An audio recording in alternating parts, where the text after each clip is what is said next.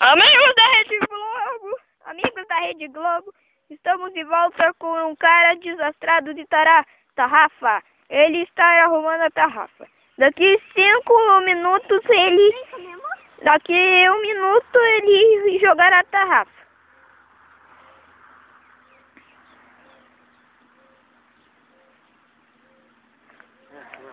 Amigos, ele está se preparando em 5, 4, 3, 2, 1.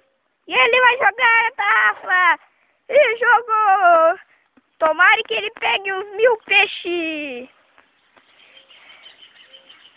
Estamos vendo. Quantos peixes vem agora? Uns 10.000.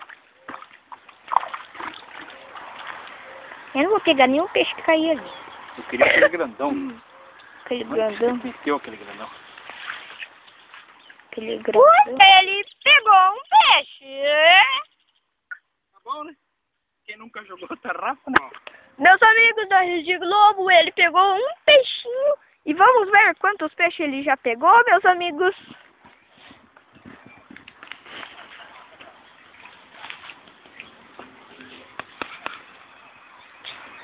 Ai, meu Deus. Luiz, traga. Os peixes estão tudo lá no fundo. Meus amigos, os peixes estão no fundo. E agora ele vai se preparar para jogar a tarrafa.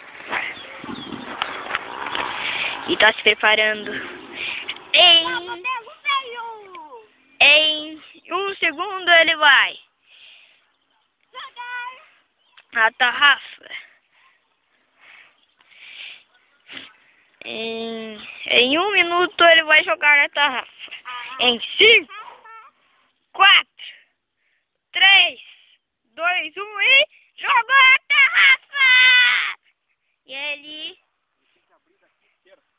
E ele vai comentar: senhor, o que isso tem a ver com a tarrafa? Pois é, estamos aqui aprendendo aqui a jogar. Nunca tinha jogado tarrafa, primeira vez. E já pegou uns 10.000 Ó, peixes? tá, peguei o grandão agora. E não vai escapar. Não escapa, não escapa, não. Tem aqui no chão. Peguei um bagrão agora que vai ser... Tá filmando aí? Sim. Então, mate. Pega o bicho. Pegou? Ih, nossa!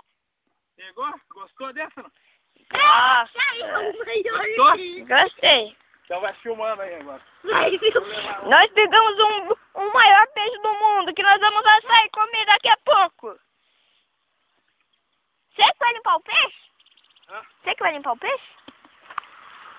Beleza? E os peixão vai ficar aí dentro? Beleza. Esse aqui tem um espinhão.